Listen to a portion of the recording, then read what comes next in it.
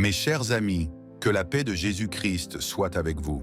Bienvenue sur notre chaîne. On va parler sur la parabole du bon samaritain. Luc 10, 25 à 37. Lecture du passage. Luc 10, 25 à 37. Version Louis II. 25. Un docteur de la loi se leva et dit pour l'éprouver, « Maître, que dois-je faire pour hériter de la vie éternelle ?» 26. Jésus lui dit, « Qu'est-il écrit dans la loi? Qui lis-tu » Il répondit, « Tu aimeras le Seigneur, ton Dieu, de tout ton cœur, de toute ton âme, de toute ta force et de toute ta pensée, et ton prochain comme toi-même. » 28. Tu as bien répondu, lui dit Jésus, fais cela et tu vivras. 29.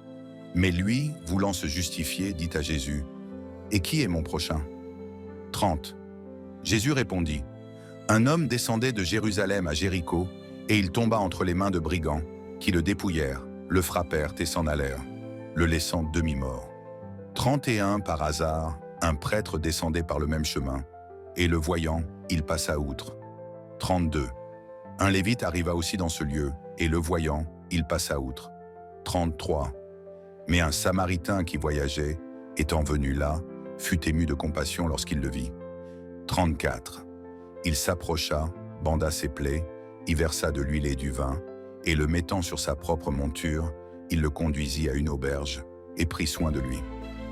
35. Le lendemain en partant, il sortit 2 deniers, les donna à l'hôtelier, et lui dit, « Prends soin de lui, et ce que tu dépenseras en plus, je te le rendrai à mon retour. » 36. Lequel de ces 3 te semble avoir été le prochain de celui qui était tombé entre les mains des brigands? 37. Il répondit, « Celui qui a exercé la miséricorde envers lui. » Jésus lui dit, « Va et fais de même. » Introduction à l'enseignement. La parabole du bon samaritain est l'une des paraboles les plus connues de Jésus. Elle est racontée dans l'évangile de Luc et Jésus l'a utilisée pour répondre à une question posée par un docteur de la loi. Qui est mon prochain? Cette question est profonde et cruciale car elle touche à l'un des aspects essentiels de la vie chrétienne, l'amour du prochain. Dans ce passage, Jésus nous invite à une réflexion sur ce que signifie être un bon prochain et comment notre attitude envers ceux qui sont dans le besoin doit transcender toutes les barrières sociales, culturelles et religieuses. Explication détaillée. 1. Le contexte de la question. Le docteur de la loi qui pose la question à Jésus cherche à savoir ce qu'il doit faire pour hériter de la vie éternelle. Jésus lui répond en le renvoyant à la loi, lui demandant ce qu'il en lit. Le docteur répond correctement. « Tu aimeras le Seigneur ton Dieu de tout ton cœur, de toute ton âme, de toute ta force et de toute ta pensée, et ton prochain comme toi-même. » Luc 10, 27. L'amour du prochain est donc une réponse fondamentale pour entrer dans le royaume de Dieu. Mais le docteur veut se justifier. Alors il pose la question, « Et qui est mon prochain ?» C'est à ce moment que Jésus raconte la parabole du bon samaritain. 2. Le contexte historique et culturel. Cette parabole est profondément marquée par le contexte historique de l'époque. Les Samaritains étaient vus comme des étrangers et même des ennemis par les Juifs, en raison de divergences religieuses et culturelles. Pour un Juif de l'époque, il était inimaginable qu'un Samaritain puisse être un exemple de bonté et de charité. Dans cette lumière, Jésus transforme une attente sociale et religieuse. Le Samaritain, celui que l'on considère comme l'ennemi, devient le modèle d'amour et de compassion. 3. Les 3 personnages, le prêtre, le lévite et le samaritain. Le prêtre et le lévite. Jésus raconte qu'un homme juif, voyageant de Jérusalem à Jéricho, est attaqué par des brigands, dépouillé et laissé pour mort. Un prêtre et un lévite passent tous 2 près de lui, mais aucun d'eux ne s'arrête pour l'aider. Pourquoi ces 2 personnages ne s'arrêtent-ils pas? La raison probable réside dans leurs règles religieuses. Un prêtre ou un lévite, en touchant un blessé, risquait de devenir impur selon la loi juive. Ils préfèrent donc continuer leur chemin sans se compromettre. Le Samaritain. Le Samaritain, bien qu'il soit considéré comme un ennemi, réagit différemment. Il s'approche et il est ému de compassion. Il bande les plaies du blessé, le transporte à l'auberge et prend soin de lui. Non seulement il aide immédiatement, mais il assume les frais du soin de la victime, s'engageant à payer pour tout ce qui pourrait être nécessaire. Le contraste entre la réaction du prêtre du Lévite et du Samaritain est frappant. Ce dernier représente un amour véritable, celui qui agit, celui qui se sacrifie sans se poser de questions sur l'identité ou le statut de la personne qui l'aide. Quatrième, les enseignements clés de la parabole. L'amour du prochain va au-delà des frontières sociales. Cette parabole nous enseigne que l'amour du prochain n'a pas de limite géographique, ethnique, religieuse ou sociale. Le prochain n'est pas seulement celui qui partage notre culture ou nos croyances, mais toute personne qui se trouve dans le besoin, quelle que soit sa condition. Le Samaritain, un ennemi aux yeux des Juifs, incarne le véritable amour du prochain. Agir avec compassion.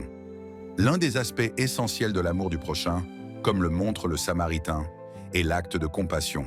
Ce n'est pas suffisant de ressentir de la compassion dans son cœur, il faut agir concrètement. Le Samaritain ne se contente pas de regarder, il prend des mesures immédiates pour aider, soigner, protéger et même payer pour les soins.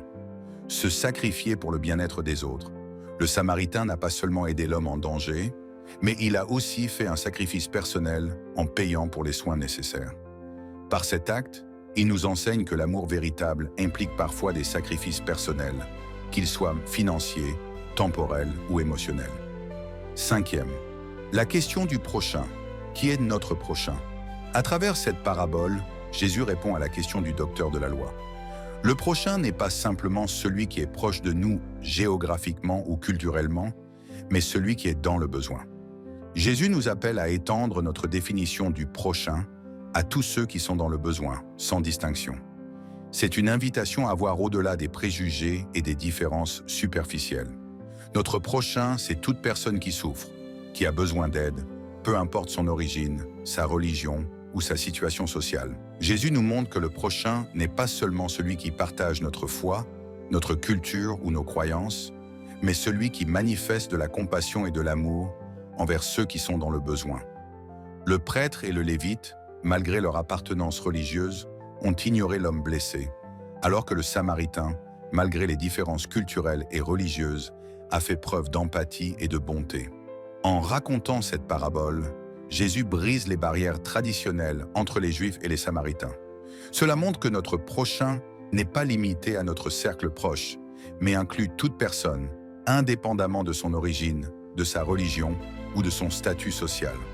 Jésus nous invite à voir au-delà de nos différences et à aimer tout le monde, même ceux qui peuvent être perçus comme des ennemis ou des étrangers. Le prochain, c'est celui qui nous donne l'occasion de pratiquer l'amour véritable. La parabole nous apprend que nous devons être prêts à aider, même lorsque cela exige des sacrifices. Le Samaritain ne se contente pas d'offrir une aide symbolique. Il prend des mesures concrètes pour s'assurer que la personne blessée reçoive les soins nécessaires, sans attendre de retour. Cette action rappelle que l'amour véritable ne cherche pas à recevoir en retour, mais se donne généreusement. Sixième conclusion.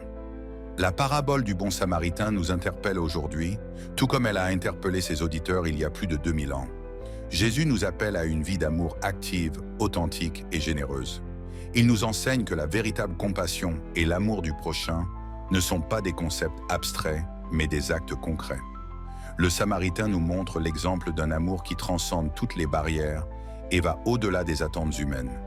En tant que chrétiens, nous sommes appelés à vivre l'amour du prochain.